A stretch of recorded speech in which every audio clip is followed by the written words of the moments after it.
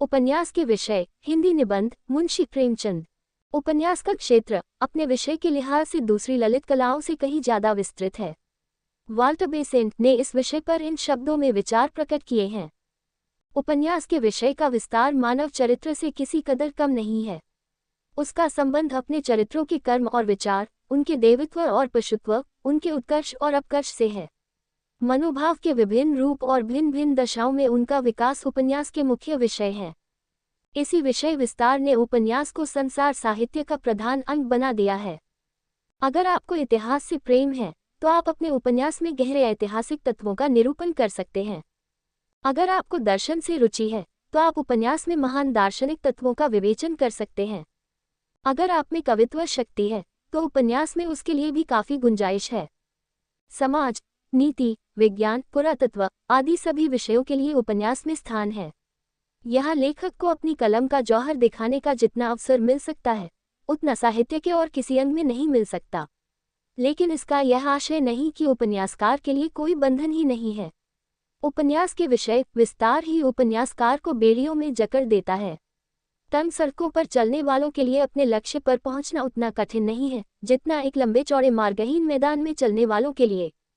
उपन्यासकार का प्रधान गुण उसकी सृजन शक्ति है। अगर उसमें इसका अभाव है तो वह अपने काम में कभी सफल नहीं हो सकता। उसमें और चाहे जितने अभाव हों, पर कल्पना शक्ति की प्रखरता अनिवार्य है। अगर उसमें ये शक्ति मौजूद है तो वह ऐसे कितने ही दृश्यों, दशाओं और मनोभावों का चित्रण कर सकता है जिनका उसे प्रत्यक्ष अनुभव नहीं है। अगर इस शक्ति की कमी है तो चाहे उसने कितना ही देशाटन क्यों न किया हो, वह कितना ही विद्वान क्यों न हो, उसके अनुभव का क्षेत्र कितना ही विस्तृत क्यों न हो, उसकी रचना में सरसता नहीं आ सकती।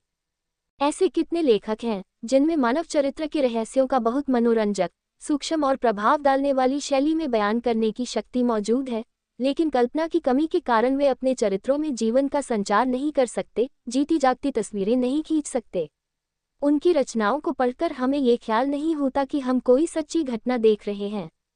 इसमें संदेह नहीं कि उपन्यास की रचना शैली सजीव और प्रभाव उत्पादक होनी चाहिए, लेकिन इसका अर्थ यह नहीं है कि हम शब्दों का गोरख धंधा रचकर पाठक को इस भ्रम में डाल दें कि इसमें जरूर कोई न कोई गूढ़ आशय है। जिस तरह किसी आदमी का ठाठ बात देखकर हम उसकी वास्तविक स्थिति के विषय में गलत राय कायम कर लिया करते हैं, उसी तरह उपन्यासों के शाब्दिक आडंबर देखकर भी हम ख्याल करने लगते हैं कि कोई महत्व की बात छिपी हुई है। संभव है ऐसे लेखक को थोड़ी देर के लिए यश मिल जाए, किंतु जनता उन्हीं उपन्यासों को आदर का स्थान देती है जिनकी विशेषता उनकी गूढ़ता नहीं, उनकी सरलता होती है। उपन्यासकार को इसका अधिकार है कि वह अपनी कथा को घटना वैचित्र्य से रोचक बनाए, लेकिन शर्त यह है कि प्रत्येक घटना असली ढांचे से निकट संबंध रखती हो। इतना ही नहीं, बल्कि उसमें इस तरह घुल मिल गई हो कि कथा का आवश्यक अंग बन जाए।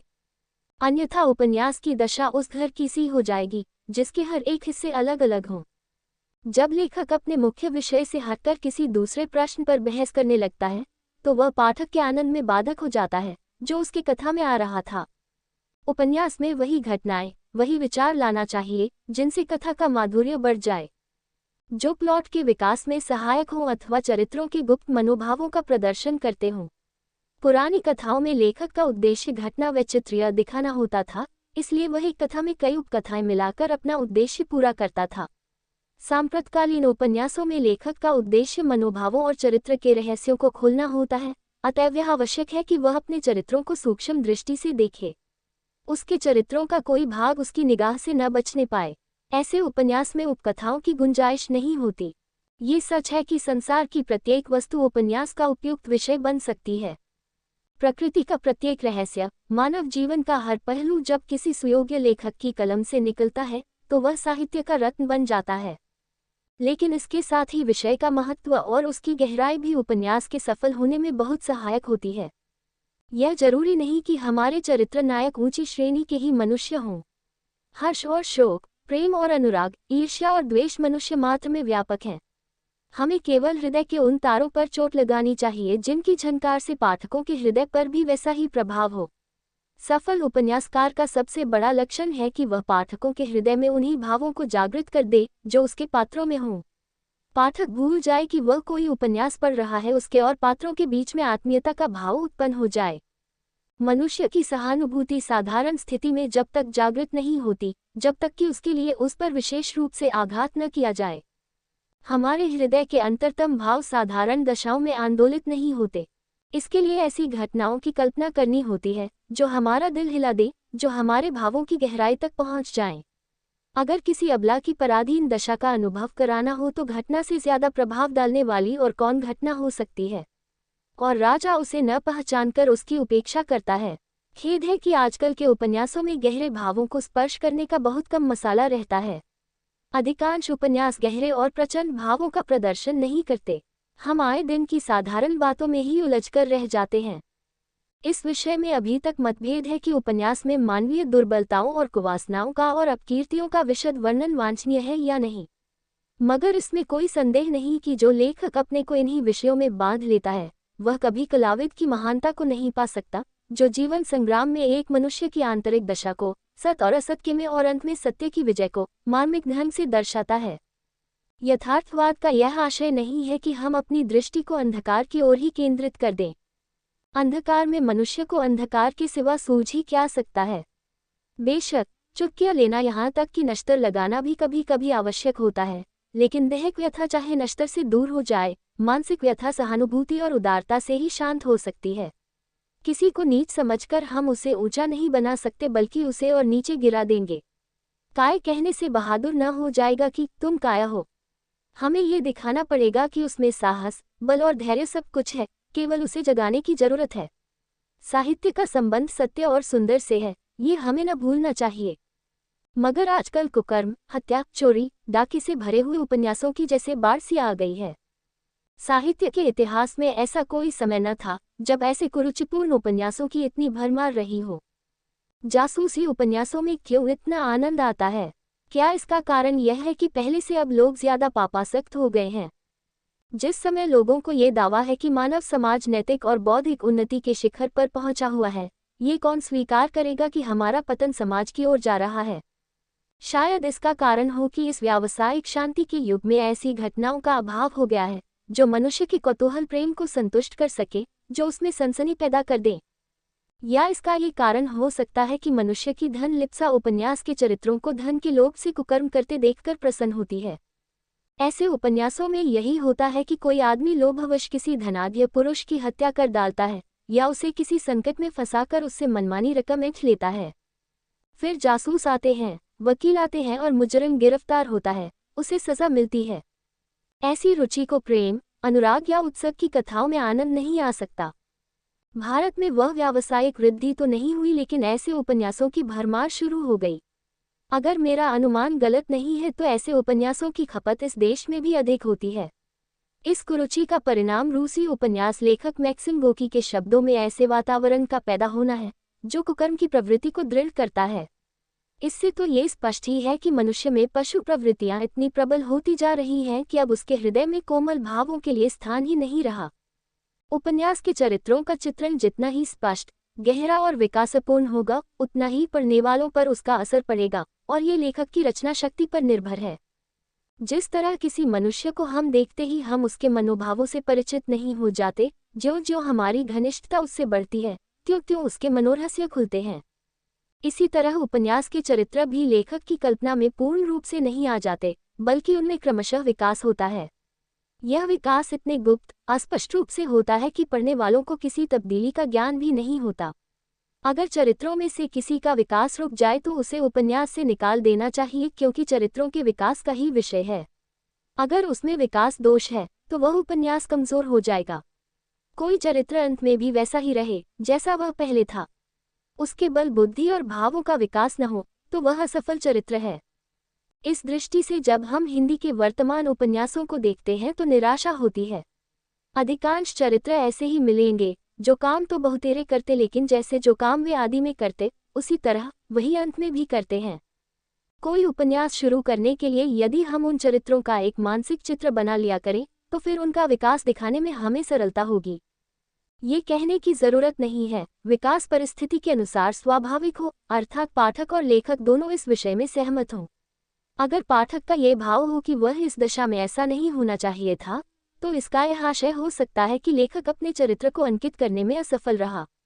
चरित्रों में कुछ न कुछ विशेषता भी रहनी चाहिए। जिस तरह संसार में कोई समान व्यक्ति समान नहीं होते, उसी भांति उपन्यास में भी न होना चाहिए। कुछ लोग तो बातचीत या शक्ल सूरत से विशेषता उत्पन्न कर देते हैं, लेकिन असली अंतर तो वह है जो चरित्रों में हो। उपन्यास में वार्तालाप जितना अधिक हो और लेखक की कलम से जितना ही कम लिखा जाए, उतना ही उपन्यास सुंदर होगा। वार्तालाप केवल रस्मी नहीं होना चाहिए। प्रत्येक वाक्य को जो किसी चरित्र के मुंह से निकले, उसके मनोभावों और चरित्र पर कुछ न कुछ प्रकाश डालना चाहिए। बातचीत का पूर्ण रूप से स्वाभाविक परिस्थितियों के अनुकूल, सरल और सूक्ष्म होना जरूरी है। हमारे उपन्यासकारों में अक्सर बातचीत भी उसी शैली में कराई जाती है, मानो लेखक खुद लिख रहा हो। शिक्षित समाज की भाषा तो सर्वत्र एक है, हाँ भिन्न भिन्न जातियों की जबान पर उनका रूप कुछ न कुछ बदल जाता है। बंगाली, मारवाड़ी और एंग्लो इंडियन भी कभी कभी बहुत शुद्ध हिंदी बोलते पाए जाते हैं, लेकिन यह अपवाद है, नियम नहीं। ये ग्रामीण बातचीत कभी कभी हमें दुविधा में डाल देती है। बिहार की ग्रामीण भाषा शायद दिल्ली के आसपास का आदमी समझ न सकेगा। वास्तव में कोई रचना रचयिता के मनोभावों का, उसके चरित्र का, उसके जीवनादर्श का, उसके दर्शन का आईना होती है। जिसके हृदय में देश की लगन है, उसके चरित्र, घटनावली और परिस्थितियां सभी उसी रंग में रंगी नजर आएंगी। लहरी आनंदी लेखकों के चरित्रों में भी अधिकांश चरित्र ऐसे ही होंगे, जिन्हें जगत गति नहीं व्यापती। वे जासूसी, तिलिस्मी चीजें लिखा करते हैं। अगर लेखक आशावादी है तो उसकी रचना में आशावादिता छलकती रहेगी। अगर वह शोकवादी है तो बहुत प्रयत्न करने पर भी वह अपने चरित्रों को जिंदादिल न बना सकेगा। आजाद कथा को उठा लीजिए, तुरंत मालूम हो जाएगा कि लेखक हंसने हंसाने वाले जीवन है, जो जीवन को गंभीर विचार के योग्य नहीं समझता। जहां उसने समाज के प्रश्नों को उठाया है, वहां शैली शिथिल हो गई है। जिस उपन्यास को समाप्त करने के बाद पाठक अपने अंदर उत्कर्ष का अनुभव करे, उसके सद्भाव जाग उठे, वही सफल उपन्यास है। जिसके भाव गहरे हैं, प्रखर है, जो जीवन में बधू बनकर नहीं बल्कि सवार बनकर चलता है, जो उद्योग करता है और विफल होता है, उठने की कोशिश करता है और गिरता है, जो वास्तविक जीवन की गहराइयों में डूबा है, जिसने जिंदगी के ऊंच नीच देखे हैं, संपत्ति और विपत्ति सबका सामना किया है, जिसकी मखमली गेंदों पर से नहीं गुजरती, वही लेखक ऐसे उपन्यास रच सकता है जिसमें प्रकाश, जीवन और आनंद प्रदान करने की सामर्थ्य होगी। उपन्यास के पाठकों की रुचि भी अब बदलती जा रही है। अब उन्हें केवल लेखक की कल्पनाओं से संतोष नहीं होता। कल्पना कुछ भी हो, कल्पना ही है। वह यथार्थ का स्थान नहीं ले सकता है, जिसमें प्रकाश, जीवन और आनंद प्रदान करने की सामर्थ्य होगी।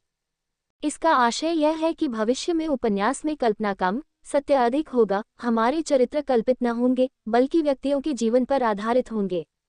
किसी हद तक तो अब भी ऐसा होता है, पर बहुधा हम परिस्थितियों का ऐसा क्रम बांधते हैं कि अंत स्वाभाविक होने पर भी वह होता है हम चाहते हैं।